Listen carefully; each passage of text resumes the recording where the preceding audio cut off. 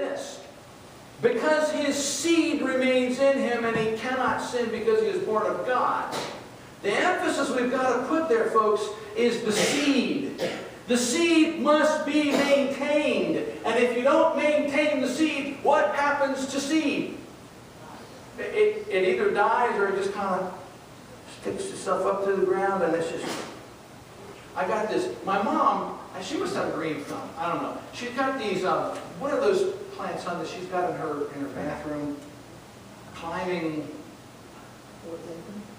I don't know, they got these cool leaves, and they just go, they vine, they go everywhere. And she's got, they come out and they go up, they go around the wall, and I just love those things. We've got some in our kitchen, but they don't grow like that.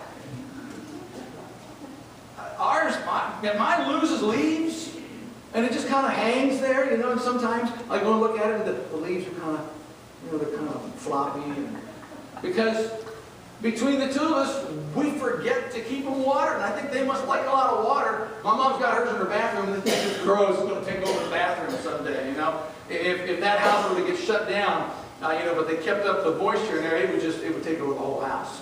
It grows because it's being given what it needs. And your walk with God, that seed of God that's in you, has got to be maintained. You can't just get saved and say, well, bless God, I'm on my way to heaven. I don't need to do anything. Work out your salvation with fear and trembling. Feed the seed.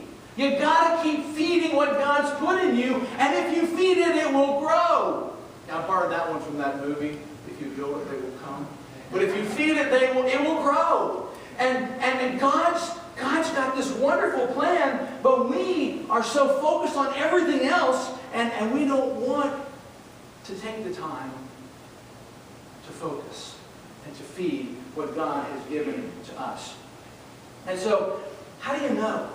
How do you really know? Now, I'll wrap up the message with this. I'm only about halfway through, but we'll save that for another week.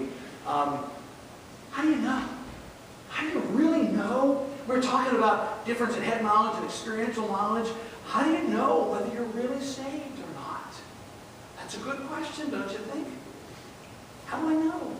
Number one would be, I would get the witness of the Spirit.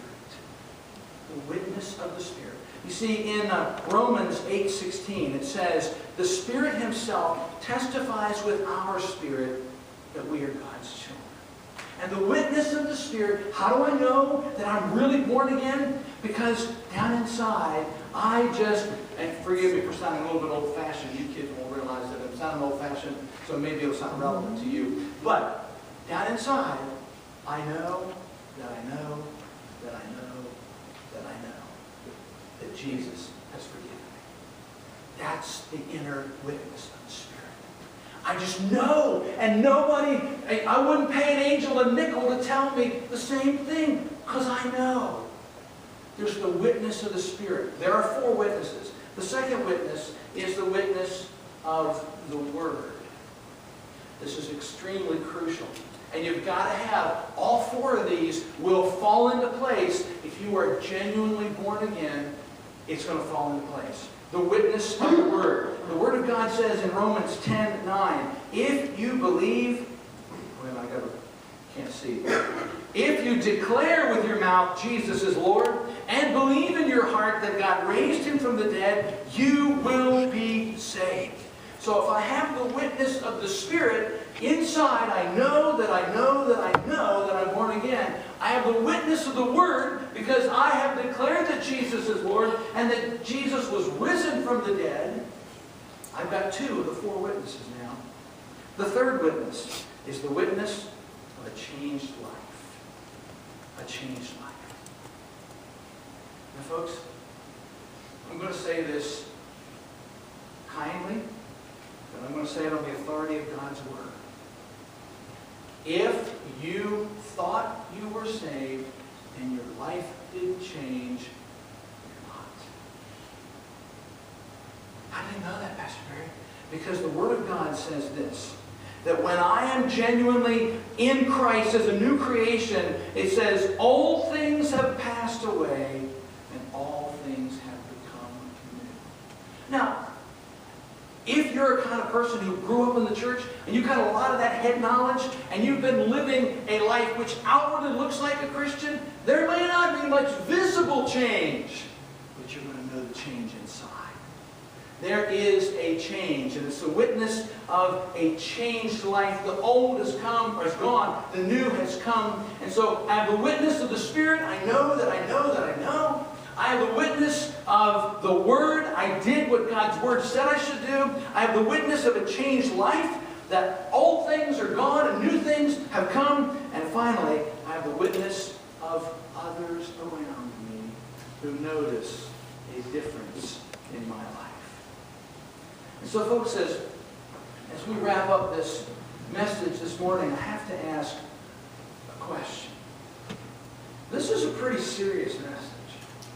And it's a pretty serious message because if you're at head knowledge level 2 or level 3, and yet you think you have experience, you may stand in front of Jesus one day and you may say, but, and he says, but I never knew you.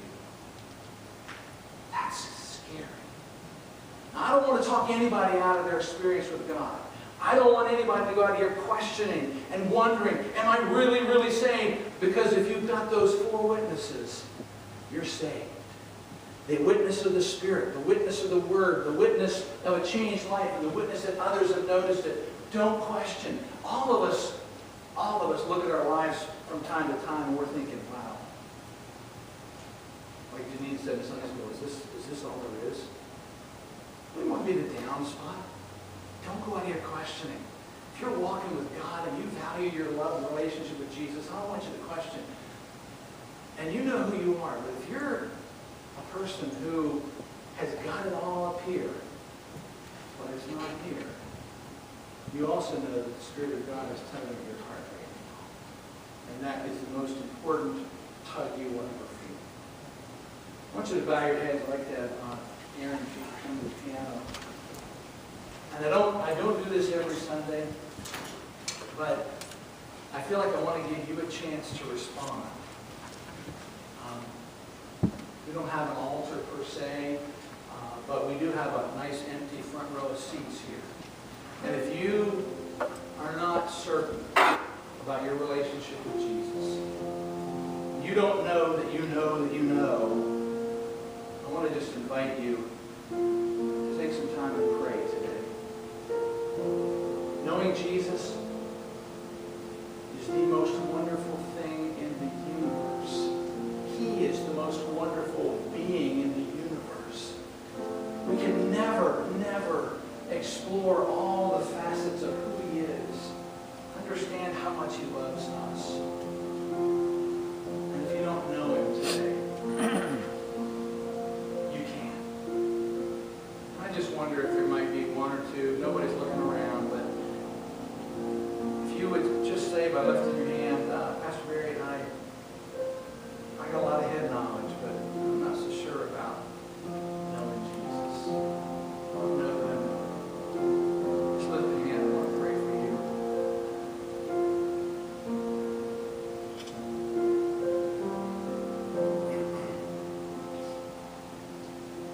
Father in heaven, these are your people.